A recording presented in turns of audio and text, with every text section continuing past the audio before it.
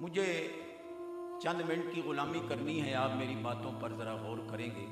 اللہ کریم فرماتا ہے کہ وَاصْبِرْ نَفْسَكَ مَعَ الَّذِينَ يَدْعُونَ رَبَّهُمْ بِالْغَدَاةِ وَالْعَشِيِّ، کہ اپنے آپ کو ان لوگوں کے ساتھ ملا کے رکھو جو دن رات اللہ کی عبادت کریں۔ اور اللہ کریم نے خود ضمانت عطا فرمائی کہ یریدون وجہہ، دن رات جو وہ اللہ کی عبادت کرتے ہیں تو ان کا مقصد کوئی ریاکاری دکھلاوا لوگوں کو راضی کرنا نہیں، وہ صرف اللہ کو راضی کرنا۔ اتنے ڈھلے سبحان اللہ تقریر نہیں ہونی، 15-20 منٹ لاؤنے تے سر دے لاؤنے۔ کوشش کروں گا کہ علماء کو کچھ، اصفیاء کو، پیران عظام کو کچھ نذرانہ پیش کروں۔ بڑا سچا فرمان پڑھ رہا ہوں کہ اولیاء اللہ کی برکتیں جس طرح زندگی میں جاری ہوتی ہیں، وصال کے بعد بھی اسی طرح فیوز و برکات جاری و ساری رہے۔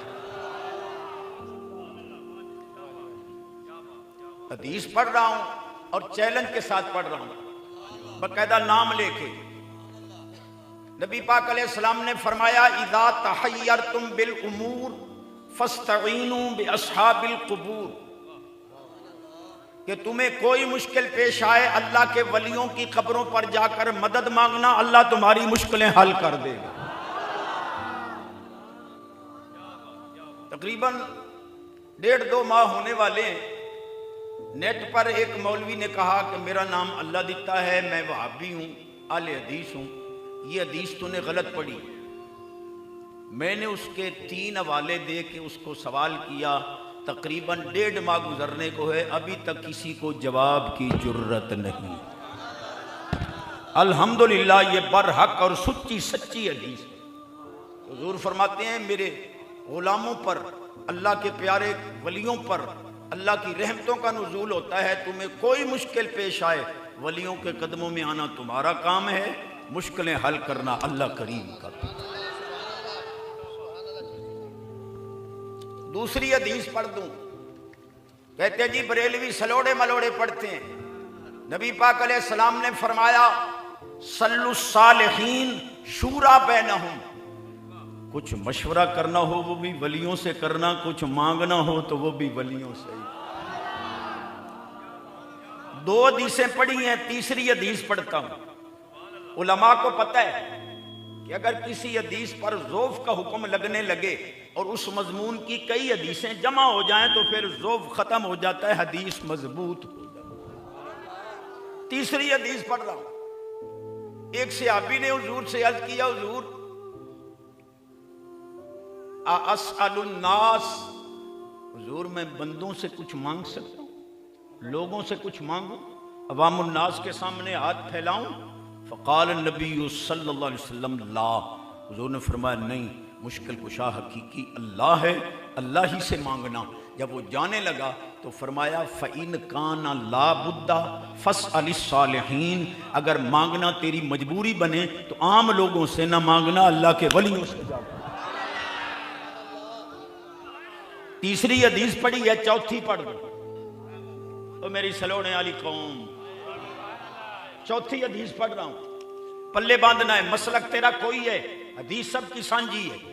نبی پاک علیہ السلام سے پوچھا گیا حضور حل ینفع جار الصالح فی الآخرت، حضور اگر کسی نیک کے قریب قبر بن گئی تو کیا وہ نیک قبر والا قیامت میں نفع دے گا؟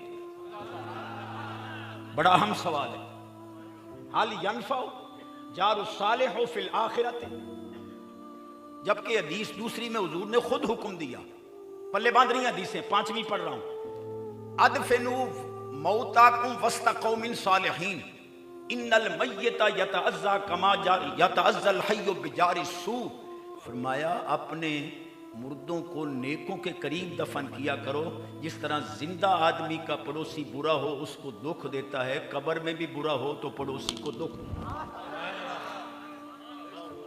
اسی لیے ہم لوگ عیسائی، یہودی، بے ایمان، مرزائی، مرتد کو مسلمانوں کے قبرستان میں دفن نہیں، کیونکہ ان پر لعنت برستی۔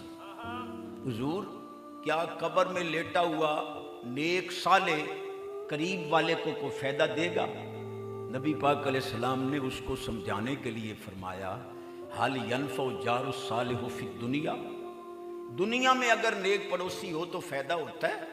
کہا جی حضور، عزت محفوظ، مال محفوظ، گھر محفوظ، جہاں رہو پتہ ہوتا ہے کہ پڑوسی نیک ہے، میری کسی چیز کو خطرہ نہیں۔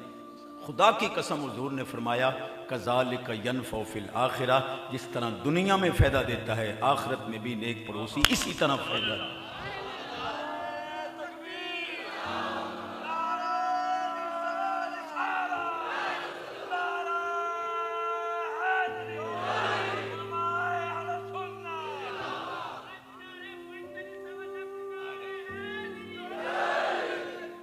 اے سلطانی صاحب دا میں شکریہ کیویں ادا کراں، انہاں روضے پاک دے سامنے کھلو کے میرا درود و سلام ٹیلی فون تے حضور دے سامنے پڑھوایا، احسان ہے میرے سونے دا، اللہ سانو بھی حاضری دے سارے۔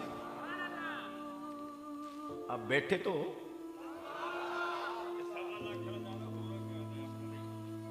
توجہ ہے اونچی آواز سے، یہ سلطانی صاحب دا مقصد ہے بھائی 1.25 لاکھ معدود نہ کرو، یہ 1.25 کروڑ تو ہی اٹھتے۔ میری بات پر آپ کی توجہ ہوگی تو میں آگے بات کروں۔ علامہ محمد قاسم نانوتوی صاحب، ہٹ نہیں، تنقید نہیں، چانن، علماء دیوبند کے چوٹی کے عالم ہیں، ان سے کسی نے پوچھا کہ نیک اپنی قبر میں ہے، برا اپنی قبر میں ہے، تو نیک اپنی قبر سے برے کو کیسے سکون پہنچائے؟ تو اس نے کہا پنکھا لاؤ، ہاتھ والے پنکھے ہوتے تھے، یہ لاؤ، جب اس کو پنکھے سے ہوا دی تو ادھر والے کو بھی ہوا، ادھر والے کو بھی ہوا۔ تو نانوتوی صاحب نے کہا رب اپنی رحمتیں تو پیاروں پر اتارتا ہے، جس طرح میری وساطت سے ادھر ادھر والوں کو ہوا آ رہی ہے، نیک کی برکت سے ادھر ادھر کے قبر والوں کو بھی رحمت کا حصہ ملا۔